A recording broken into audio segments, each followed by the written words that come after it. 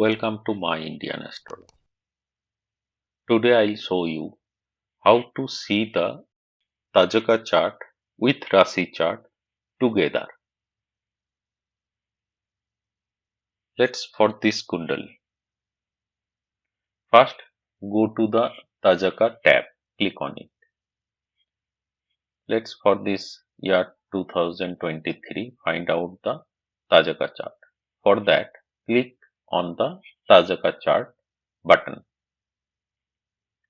See, Tajaka chart is generated. Now, go to the chakras.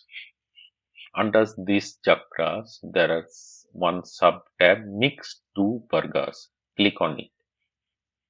Now see, the inner part is the main Rashi chart and the outer part is the Tajaka chart for this 2023 year. You can see the level also here.